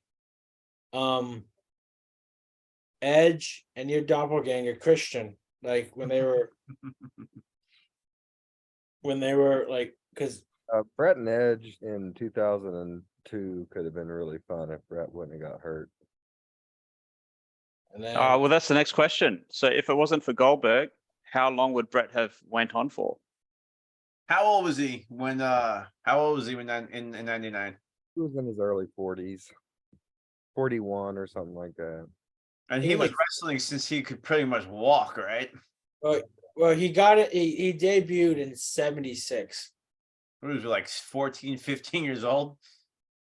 Yeah, I mean, So maybe another 8 years, I think Bret would have. give or take. I think I'd he say would another have. 10 years. He would have lasted until about 2006, and then retired gracefully out of that in the WWE. Yeah. Either 2005 or 2006, somewhere in that ballpark. Because heck, Yeah, okay. him and Hart, Bret Hart and Eddie Guerrero in 2004 or 5 would have been great. great one. WrestleMania, Bret Hart and Eddie Guerrero in 2004 or 3 would be fantastic. Bret Hart, I was thinking Bret Hart versus The Rock for the top. The Rock win in like 2002 or 3, something like that. Like that would be fun. Ben, I just got it. You know who I would love to see? A face Brock Lesnar versus a heel Bret Hart. Ooh, okay. Bret well, could've- Justin's not gonna like this, but Bret would get raped. Dude. what would happen is Bret would sell and put over Brock huge, and then And Brock would sell huge for him too. I think about his match with Daniel Bryan. And I Bret think would about Bret would do his old shit, Mike, where he just Yeah. goes up to the knee and he finally takes down Brock's knee, and then now we got to finish somehow. You Yep. know? Well, Not that he's a current wrestler, but I've always wanted to see Brett versus Kurt Angle yeah. I think that's a dream match for everybody. because you got the USA versus Canada thing. You got they're both USA. amazing amateur wrestlers. And Yeah. Brett loses every time. I think Kurt and Brett both lament the fact that they never had a match together. Yeah. Yeah. Kurt Angle wins every time he faces Brett. No doubt. No That's doubt. fine. Well, Jimmy, you're not booking, so it's that's You know what, Jimmy? I think in 2, if Bret could have wrestled Kurt at a SummerSlam or something, Bret would have put him over to build him, just like we talked about the 1, 2, 3 kid match or whatever. Like, he's gonna build Kurt Angle, and if that means putting him over, he's gonna do that. I think that would have been fantastic. Yeah. Okay, up next is Mike Whitaker. Do you think we had the same version of Bret in WCW that was in the WWE, or did the whole screw job mess with him that much? And also, do you think it's fair that he blames everyone else for everything? Okay. So, No to both questions. First of all, he's acting like Bret just gave up on WCW. WCW didn't do shit with Bret. That's first. Second of all, what was the second question that he was wrong about? do you think it's fair that he blames everyone else for everything? He doesn't blame everyone else for everything. He tells the truth about what happened in his life. It's just things. Now, do I think he handled the Montreal screwjob situation the right way? No. I think he could have dissolved a lot of problems just by saying, I don't care if it's in Canada, I'm leaving. I should do business. But here's where I defend Bret on that. Shawn Michaels said, I'll never put you over. When Bret said, you know, I just want you to know I'll work with you and I'll put you in. Shawn said, I appreciate that, but I'll never put you over. As a man, if someone tells me that, I'm like, screw this guy. You know what I mean? And I think that's where it all built up from. And I get it. I don't think Bret did it being mad at Vince or anything. I think he was just pissed off at Shawn. I think the bottom line is Bret Hart got his feelings hurt. He got his feelings hurt, and I'm not saying that negatively because my feelings would be hurt too. Well, if you were a legend like Bret, That's what I'm saying. Absolute legend. Yeah. And Shawn Michaels said, I appreciate you saying that you'll put me over, but I'll never put you over. Would you put him over? Oh, no. What I'm saying is even like when Montreal happened, like, I just think Bret Hart is like, he got his feelings hurt. He felt disrespected. He had every right to feel disrespected because he was. It wasn't that he was disrespected by Vince. By Shawn. He was not going to put Shawn over in that way Oh, because Shawn made that comment.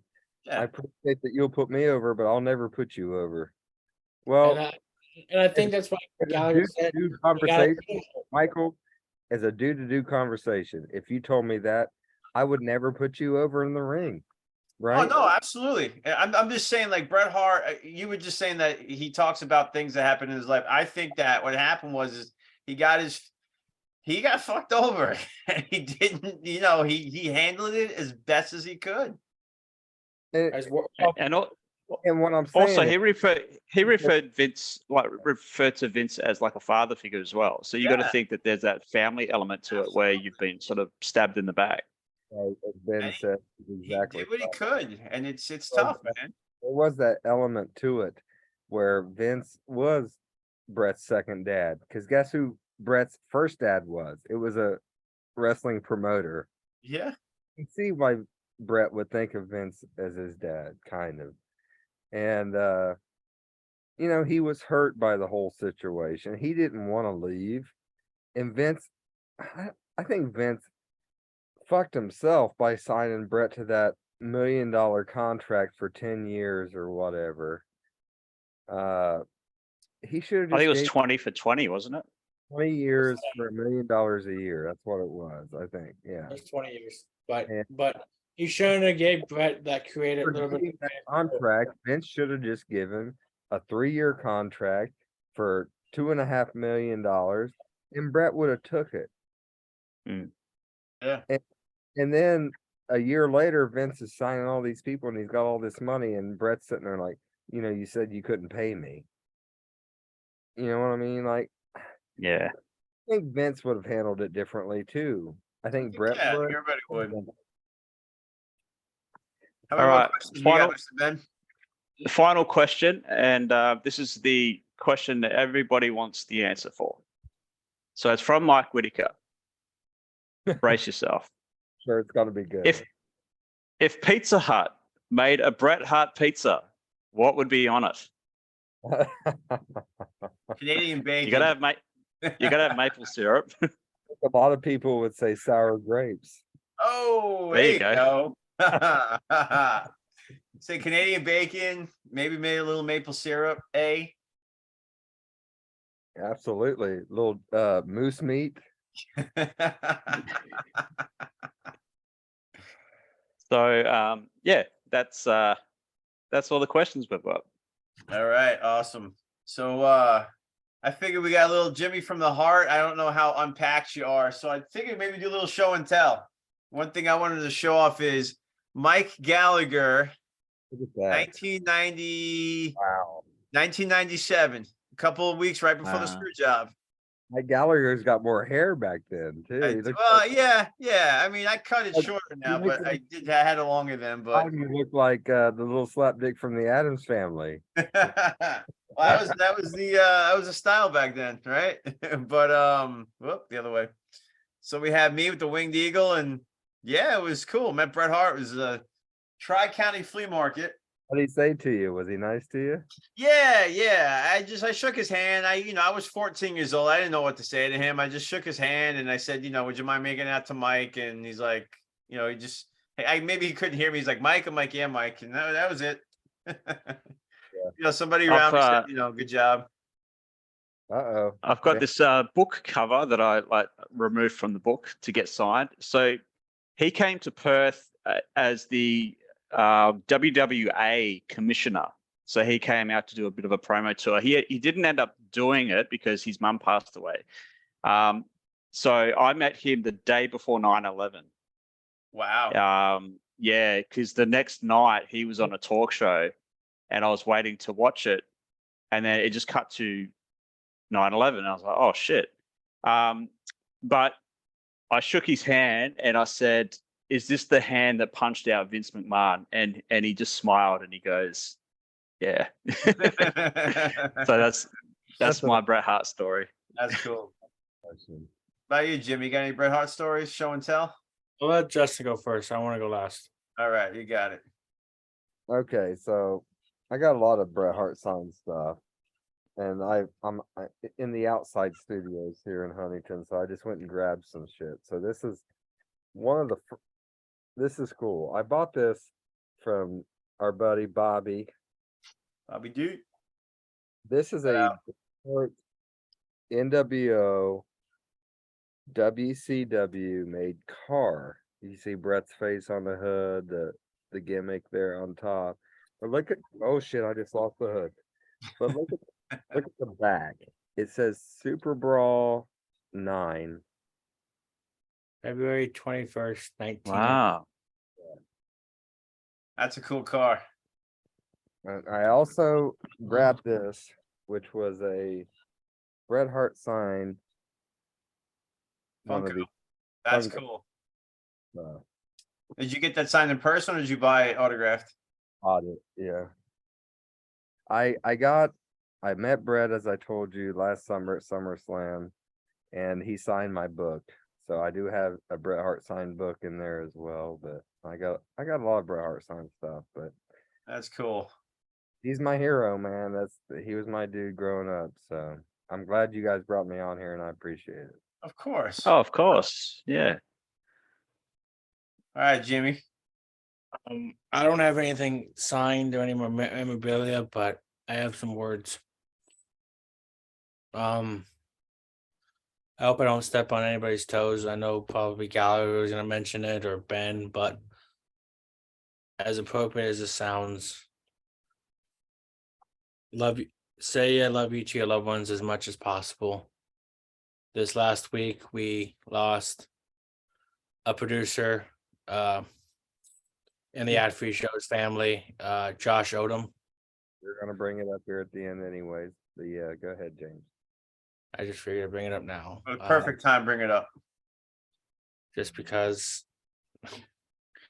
Josh and I had our disagreements on things, but all in all, he was a good dude. I had a one-on-one with him a while back, and it was great talking with him, hearing his things and hearing his story and hearing who he was, and all around a great man.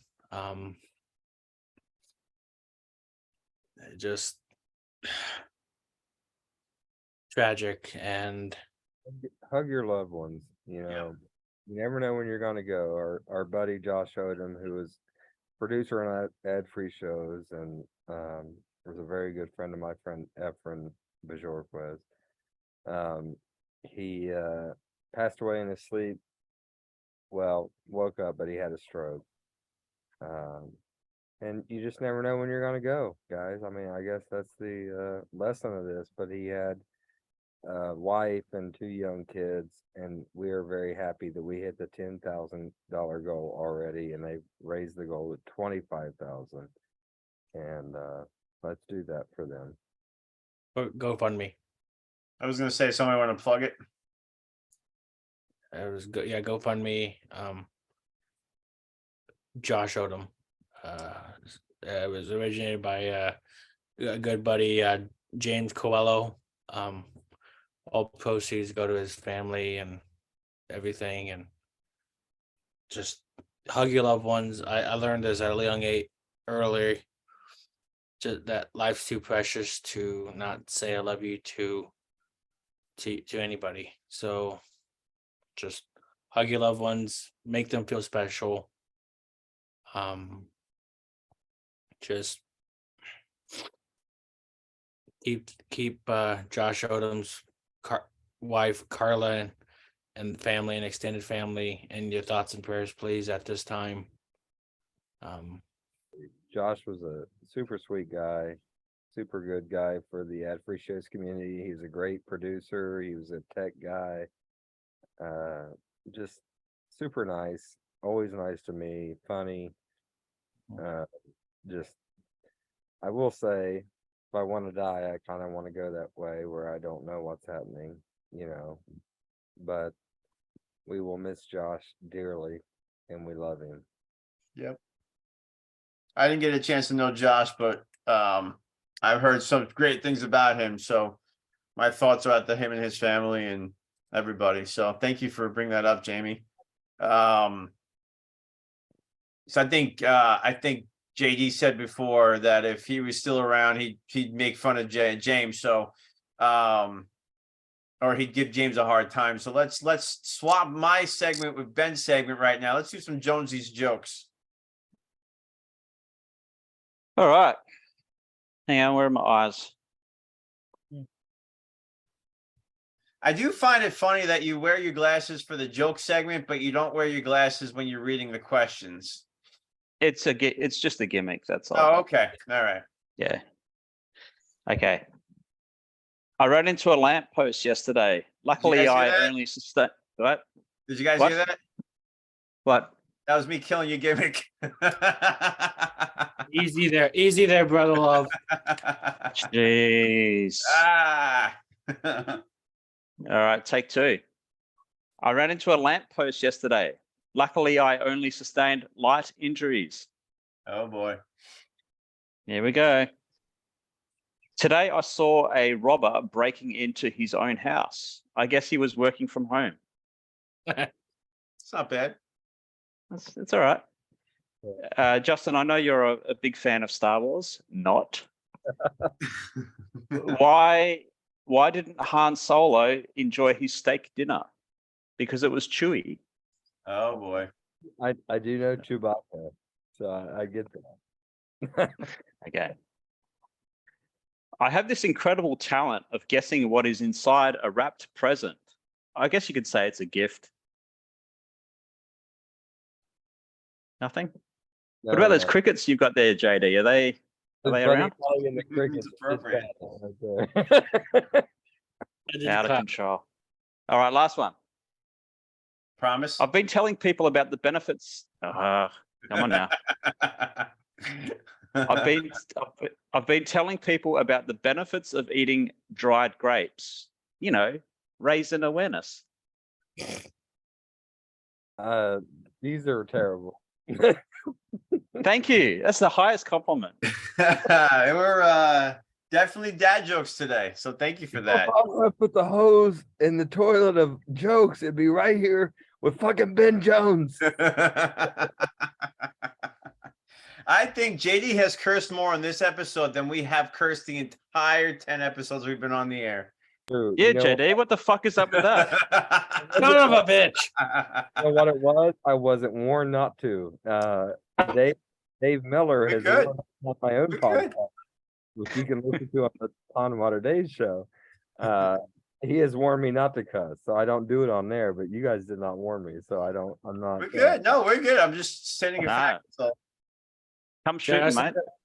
Justin, what's your gimmick? I don't have. I am a living gimmick. I'm like Ric Flair. I live my gimmick, and that is I work hard and play hard. Any words for this? Any words for the Bengals? Root for the Bengals and the Reds and the Bearcats. Go Cincinnati. Everything. Let's just put it that way. I'm excited for the Bengals season. They have had a great draft. Cannot wait for football to start. I like it. All right. So Mike's Music Corner for today. I took a suggestion from Mr. Devin Dowling, a band called Avenged Sevenfold. So the song from Avenged Sevenfold that I listened to was called Backcountry.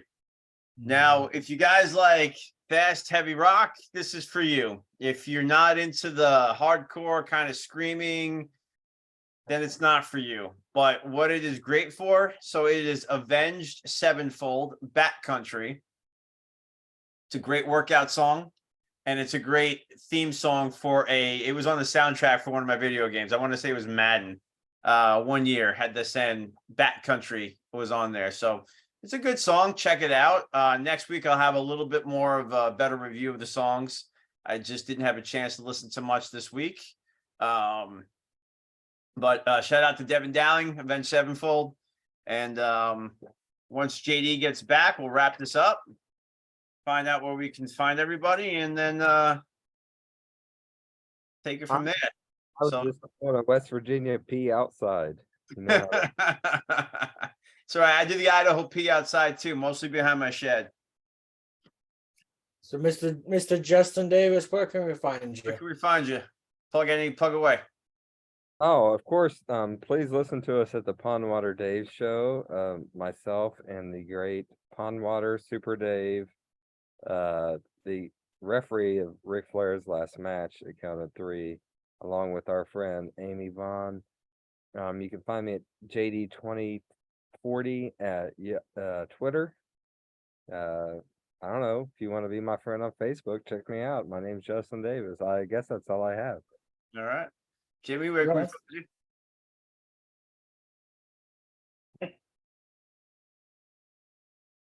Ben or me? You're up, Jimmy.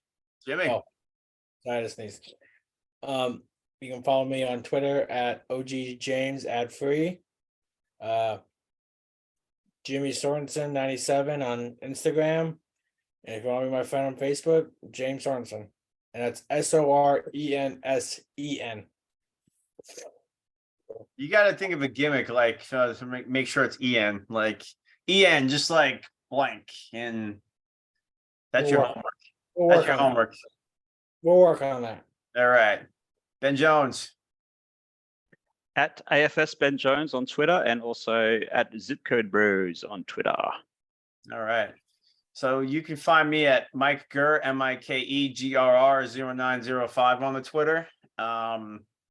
I do want to plug the Pondwater Dave Show, because if you guys like a good time, if you want to be a fly on the wall, definitely listen to the show. And I think I'm officially more scared of Amy than Brad these days. So Amy, apologize if we have any heat. I think it was some kind of heat on the anniversary episode of the Kickout Crew. So Amy Vaughn, first lady of the Arn Anderson Club. But in all seriousness, though, with the Pondwater Dave Show, if you guys are going to start with one, talk about a Super Dave episode. That's a great episode to start with, and then kind of kick back from the beginning. But to be at the fly on the wall, listen to these guys, it's a lot of fun. So go check them out and Thanks, support Michael. there. And then also follow our other Adam Jefferson at Coach A Yes. Jefferson, and then first personal, and then the ARJ brand also on Twitter. Let me give some preface on what Michael so nicely said. and I appreciate all your kind words about the show. But there is a show that we talk about how Pondwater Dave, how he became Super Dave. And that involves getting shot in the back of the head in a parking lot outside of his family grocery store. So go back in the archives and, like Michael said, start from there and go from there. Yeah. Actually, go back further. I was a guest on the Pondwater Dave show. Justin wasn't there, unfortunately, but You want somebody to listen to the podcast. Why are you promoting yourself on there? Not the lowest rated show they've ever done. Yeah, exactly. And Justin wasn't on it. So I mean, Why do you think I wasn't there? we were busy refereeing during basketball season. I mean, we got no JD, we got Jimmy on it. I don't know why we'd want to listen to that. It was me, Rumor- Adam from Bama, and Frank Bruno. There's a rumor that JD said that doesn't work for me, brother. Yeah. All right, everybody. From here at the Zip Code Bros, we appreciate you. Subscribe and like us. We'll talk to you next week. Adios. Peace, love, and hugs.